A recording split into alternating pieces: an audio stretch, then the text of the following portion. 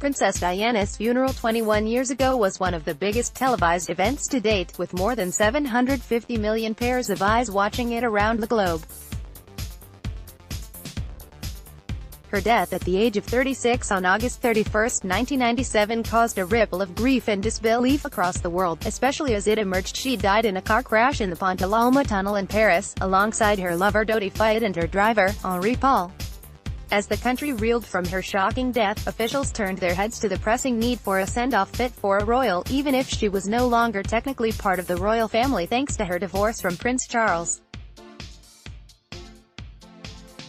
Secrets of Princess Diana's funeral, how body was held in makeshift morgue. One of the last pictures taken before Diana's tragic death. Image, PA, Princes Charles, William and Harry all walk behind Princess Diana's funeral cortege on September 6, 1997. Image, Anwar Hussein. Diana's coffin was covered by the royal standard. Image, Liverpool Echo. Queen Elizabeth faced criticism for her businesslike demeanor after Diana's death. Image, AFP. Her funeral, held on September 6, 1997 at Westminster Abbey, was watched by thousands of mourners who lined the streets between Kensington Palace and Parliament to throw flowers on her cortege and weep as her casket passed on a gun carriage pulled by the Queen's Welsh Guards on horseback.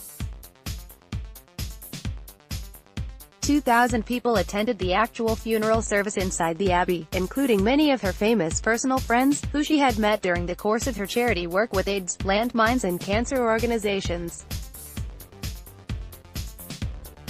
Her close friend Elton John paid tribute during the ceremony by playing his own version of Candle in the Wind, the hit single he'd originally sung about Marilyn Monroe, but rewrote the lyrics to dedicate to Diana. George Michael, Elton John and David Furnish arrived at Westminster Abbey. Image, Splash News. Elton performed a moving tribute at the funeral. Image, AFP. He was joined by partner David Furnish, who echoed Elton's choice of funeral outfit with his own dark suit. Among the other celebrities were Diana's good friend George Michael. The late George, who died on Christmas Day 2016, had been a shoulder to cry on when Diana was going through her divorce, something she described as grim, in an answer machine message to the Fast Love singer. "Not a very loving, compassionate family, this one I'm leaving," she had added in reference to the royals. Pavarotti arrives at the funeral. Image, Daily Record. Cliff Richard, Diana's close friend, showed up to pay his respects. Image, Daily Record. Tony Blair performed the eulogy. Image, Rex Features. And it wasn't just British celebrities representing Diana's star power. Hollywood A-listers Nicole Kidman and her then-husband Tom Cruise joined the congregation paying their respects to the princess, along with legendary film director Steven Spielberg.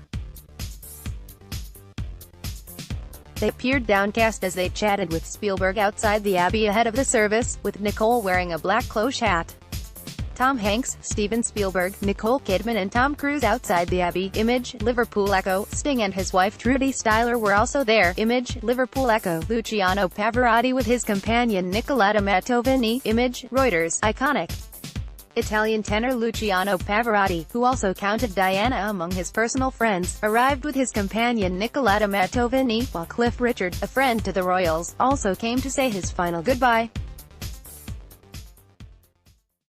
Other famous faces in the crowd included then Prime Minister Tony Blair, who gave the touching eulogy, and his wife Cherie Blair. A youthful Hillary Clinton outside the Abbey. Image, Liverpool Echo. She came with husband Bill. Image, Reuters. And a youthful Hillary Clinton, wife of serving American President Bill Clinton, was photographed looking at the floral tributes left outside the church. Queen Elizabeth, who had faced widespread criticism for her businesslike demeanor in the days after Diana's death, also attended the funeral, having stood outside the gates of Buckingham Palace as the cortege passed and, in a rare step, bowed her head in tribute.